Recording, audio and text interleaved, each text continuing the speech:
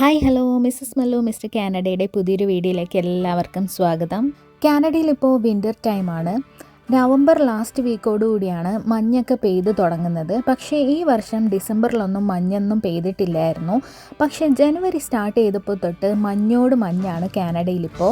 ഈ കഴിഞ്ഞ വെള്ളിയാഴ്ച പെയ്ത മഞ്ഞിൻ്റെ കുറച്ച് കാഴ്ചകളൊക്കെയാണ് ഇന്നത്തെ വീഡിയോയിൽ ഞാൻ ഉൾപ്പെടുത്തിയിരിക്കുന്നത്. മഞ്ഞും ശക്തമായിട്ടുള്ള തണുത്ത കാറ്റും കൂടി ചേർന്ന ഒരു കാലാവസ്ഥയായിരുന്നു. സാധാരണ രീതിയിൽ വിൻ്റർ സമയത്ത് മഞ്ഞുകാറ്റ് വരാറുള്ളതാണ്. ഈ വർഷത്തെ ആദ്യത്തെ മഞ്ഞുകാറ്റാണിത്. ഞങ്ങൾ രാത്രിയിൽ ഡിന്നറൊക്കെ കഴിഞ്ഞിരിക്കുന്ന സമയമാണ്. പുറത്ത് നോക്കിയപ്പോൾ നല്ല വെളിച്ചം. അപ്പോഴ് തന്നെ മനസ്സിലായി മഞ്ഞ് പെയ്യുന്നുണ്ടെന്ന്. അങ്ങനെ ഞാനും ഹസ്ബൻഡും റെഡിയായിട്ട് പുറത്തോട്ട് ഇറങ്ങി. സാധാരണ രീതിയിൽ മഞ്ഞ് പെയ്യുമ്പോൾ അത്ര തണുപ്പ് അനുഭവപ്പെടാറില്ല. പക്ഷേ ഇത് മഞ്ഞുകാറ്റാണ്. അപ്പോൾ നല്ല ശക്തിയിൽ തന്നെ കാറ്റ് വീശുന്നുണ്ടായിരുന്നു. അപ്പോൾ നമുക്ക് നന്നായിട്ട് തണുപ്പ് ഫീൽ ചെയ്യും. കാറ്റ് വീശുന്ന ഭാഗത്ത് മഞ്ഞ് പെയ്യുന്നത് കാണാൻ നല്ല രസമാണ് കേട്ടോ.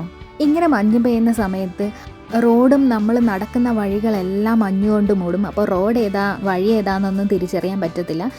ഇങ്ങനെ മഞ്ഞ് പെയ്യുന്ന സമയത്ത് ഈ ചെറിയ സ്ട്രീറ്റുകളിലൊന്നും അധികം വണ്ടികളൊന്നും വരത്തില്ല. അതുകൊണ്ട് നമുക്ക് റോഡിൻ്റെ നടുക്ക് നിന്ന് പോലും വീഡിയോസൊക്കെ എടുക്കാൻ പറ്റും.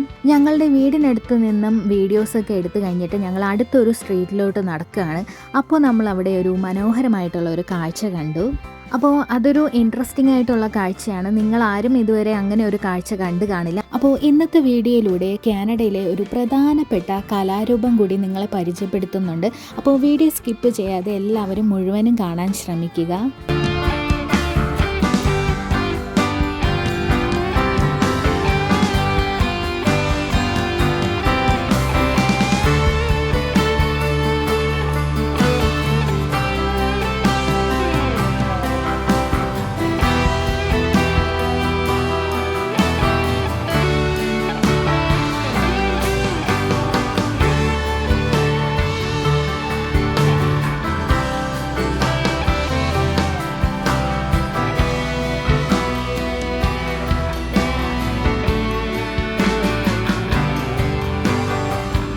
സ്നോ തന്നെ ഡിഫറെൻറ്റ് ടൈപ്പിലുണ്ട്. അപ്പോൾ ഇന്ന് പെയ്ത സ്നോയ്ക്ക് ഒരു പ്രത്യേകതയുണ്ട്. നല്ല സ്റ്റിക്കി ആയിട്ടുള്ള സ്നോയാണ്. നമുക്ക് സ്നോമാനൊക്കെ ഉണ്ടാക്കാൻ പെർഫെക്റ്റ് ആയിട്ടുള്ള സ്നോ ആയിരുന്നു. അങ്ങനെ ഞങ്ങൾ വായി നോക്കി നടക്കുമ്പോഴാണ് ആ കാഴ്ച കാണുന്നത്. ഒരച്ഛനും 2 മക്കളും കൂടി സ്നോ ബോൾ ഉണ്ടാക്കുകയാണ്.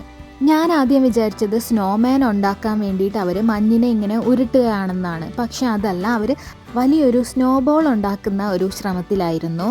അപ്പോൾ അവർ ആ സ്നോ ബോള് അവരുടെ വീടിൻ്റെ മുന്നിലെത്തിക്കാനുള്ള ഒരു ശ്രമത്തിലാണ്. അങ്ങനെ അവർ ആ സ്ട്രീറ്റ് മുഴുവനും അതിനെങ്ങനെ ഉരുട്ടി കൊണ്ടുപോയി. അങ്ങനെ ഉരുട്ടി വരുമ്പോഴത്തേക്ക് അത് വലുതായി കൊണ്ടിരിക്കുകയാണ്. അപ്പോൾ നിങ്ങൾക്ക് തന്നെ കാണാം എത്ര ചെറിയ സ്നോ ബോളിൽ നിന്നാണ് അവർ വലിയൊരു സ്നോ ബോൾ ഉണ്ടാക്കിയതെന്ന്. അങ്ങനെ ഒരു 3 വീടും കൂടി കഴിഞ്ഞാൽ അയാളുടെ വീടെത്തി. അപ്പോഴത്തേക്ക് വലിയൊരു സ്നോ ബോൾ ആയി കഴിഞ്ഞു. അത് അനങ്ങുന്നുണ്ടായിരുന്നില്ല. ഞാനൊന്ന് ശ്രമിച്ചു നോക്കി, അനങ്ങുന്നതേ ഇല്ലായിരുന്നു.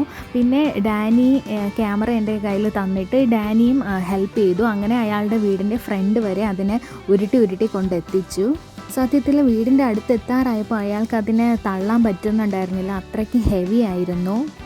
പക്ഷേ ആ സ്നോ ബോൾ അവിടെ ഇട്ടിട്ട് വരാനും പറ്റത്തില്ല. കാരണം ആൾക്കാർക്ക് പിന്നെ രാവിലെ എണീറ്റ് നോക്കുമ്പോൾ വലിയ സ്നോ ബോൾ മുറ്റത്ത്, പിന്നെ അവർക്ക് കാറൊന്നും എടുക്കാനും പറ്റത്തില്ല. അങ്ങനെയാണ് പിന്നെ എൻ്റെ ഹസ്ബൻഡും കൂടി സഹായിച്ച് അയാളുടെ വീടിൻ്റെ ഫ്രണ്ടിൽ എത്തിച്ചത്. അങ്ങനെ ഞങ്ങൾ അവരോട് ടാറ്റ ബൈ ബൈ പറഞ്ഞ് അവിടെ നിന്ന് പോയി. മഞ്ഞുകാലത്ത് ഇതുപോലെ സ്നോ ബോൾ ഉണ്ടാക്കുക, പിന്നെ സ്നോമാൻ ഉണ്ടാക്കുക, പിന്നെ മഞ്ഞുരുട്ടി അങ്ങോട്ടും ഇങ്ങോട്ടും എറിയുക നമ്മുടെ നാട്ടിലെ പന്തേറിൻ്റെ മറ്റൊരു വേർഷനാണ്.